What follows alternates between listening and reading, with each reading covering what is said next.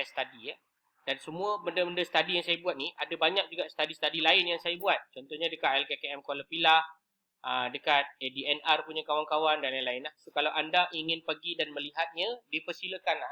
Ini semua percuma saja. So kalau anda tak pergi, rugi pula. Bagi saya better anda pergilah. So contoh anda nak tengok yang ADIC, anda nak tengok selain daripada yang anda punya lah. Macam semalam saya baru habis dekat Kuala Pilah. ADNR ni antara topik yang best jugalah. Saya bentangkan secara detail. Kalau anda berminat pun anda boleh pergi. Bukan saja pergi kat sini untuk ambil resource, anda boleh pergi dekat YouTube saya untuk tengok. So tak semestinya kelas awak sajalah. Mungkin masa kelas awak saya gunakan penulisan Jamboard. Kelas lain saya gunakan apa nama ni? Google Docs. Okay, now we are going to test about the hypothesis. So hypothesis akan ada 5 step, betul tak?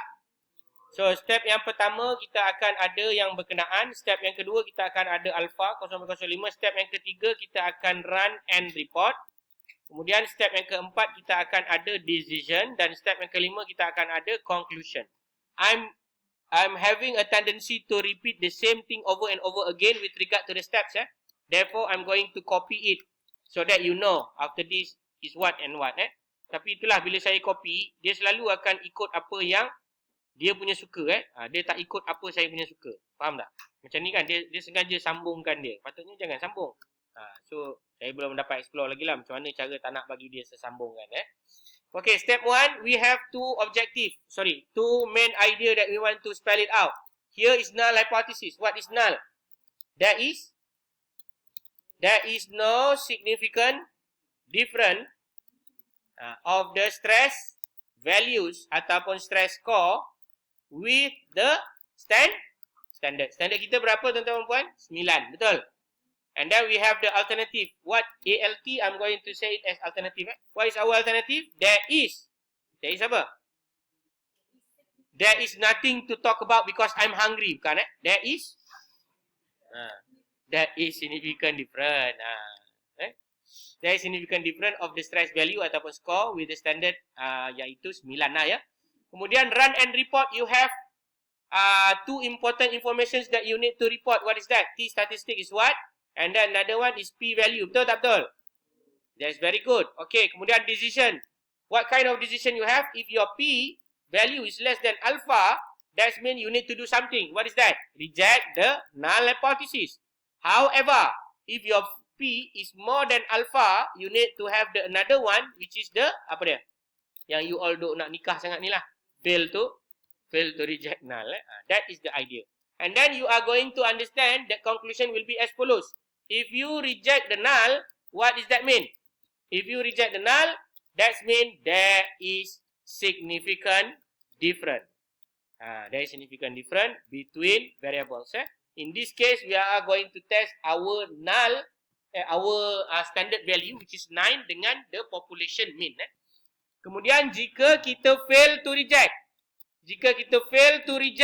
what is our conclusion? There is no significant difference between variables.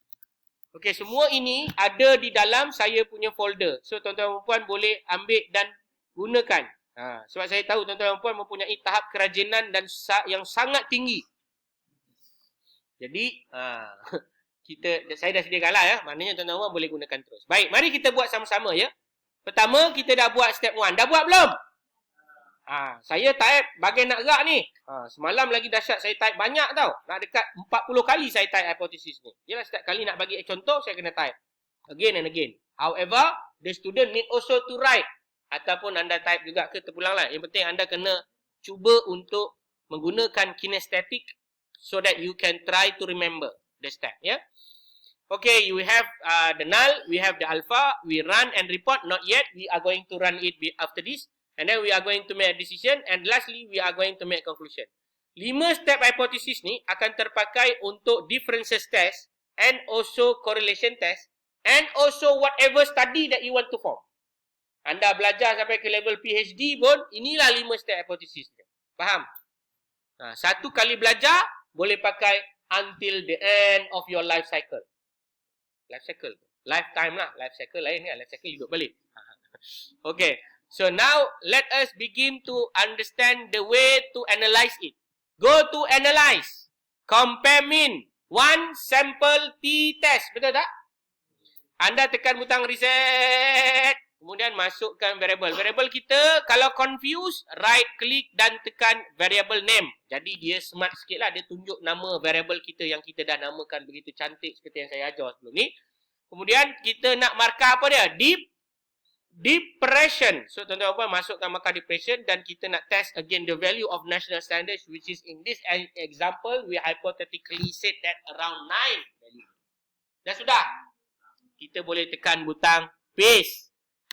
Ada setengah pensyarah dia akan ajar tekan butang OK. Terpulanglah kepada tuan-tuan dan puan.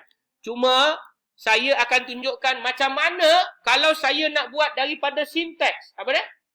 Sinteks. Kalau anda nak tahu semudah ini sahaja ya. Anda hanya perlu highlight, tukarkan cut off, tukarkan nama variable depression. Pastikan nama variable tu sama dengan nama yang kita ada lah. This is for what? One sample t-test. Kemudian anda boleh highlight dan run. Betul tak? Dan anda akan dapati bahawa nilai dia adalah seperti berikut. What is the t statistics, ladies and gentlemen? Minus 2.169. Betul tak? What is the SIG ataupun p-value? 0.042. Okay, kat mana yang saya tengok ni? Yang ini. Yang ini. This is what I want to share with you. Let me just copy the whole table and then I'm going to paste inside the study document here so that all of you can see it in front of your eyes. So that we can together discuss about the output. So even though you are probably have some difficulty or technical understanding to know about the way to do it, you should have the ideas lah. So kalau tuan-tuan dan puan lihat di sini ya, mari saya buat satu drawing lah. Supaya tuan-tuan dan puan, dia punya drawing ni macam susah sikit nak buat. Okay, tak apalah. Yang penting ada saya punya cousin, tuan-tuan boleh nampak Yang ini adalah SIG ataupun p-value kita. So kita akan masukkan lah. What is our t statistics, tuan-tuan dan puan? Minus 2.169. And then what about our p-value? 0.042. And then what is our decision? Do you want to reject or fail to reject? Which one? Mana value kita ya tuan-tuan dan puan? Ini value kita. Value kita yang ini adalah kurang ke lebih daripada lebih daripada alpha? Kurang or lebih? More than or less than? Less than. Less than reject or fail to reject? Reject. So our p-value is clearly in front of your eyes, showing that it is less than alpha, and therefore we have the enough evidence to reject the null. So when you reject the null, what is the conclusion, ladies and gentlemen? There is a significant difference between variables. So in a nutshell, you are going to make a complete conclusion. What is the complete conclusion with regard to this example? You are going to say something like this. There is significant. Saya tulis huruf besar ni. Jangan anda tulis huruf besar juga dalam anda punya tesis. Nanti kena marah dengan supervisor. Awak marah saya ke? Oh tak. Saya ikut apa yang Dr. Aizat ajar. Tak. Saya tunjuk contoh. There is significant difference of the depression. Betul? Depression score with standard. Iaitu dalam kurungan mean is equal to berapa tadi standard untuk depression? 9. At the level of significant 0.05, where the t statistic is equal to what? Minus 2.169, and the p-value is equal to what? 0.042. Nokta.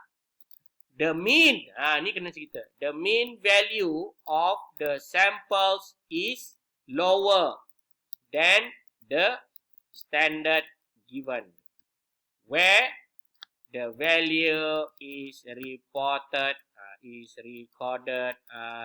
point something Berapa mean dia tadi?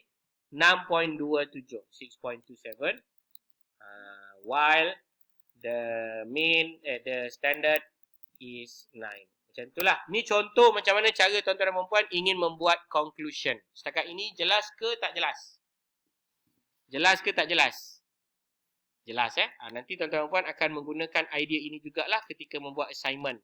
Kalau nak buat anda punya conclusion, must be making a complete conclusion. So, you know already how to make an hypothesis or not? Simple or not? Berikan tepukan gemuruh kepada diri masing-masing.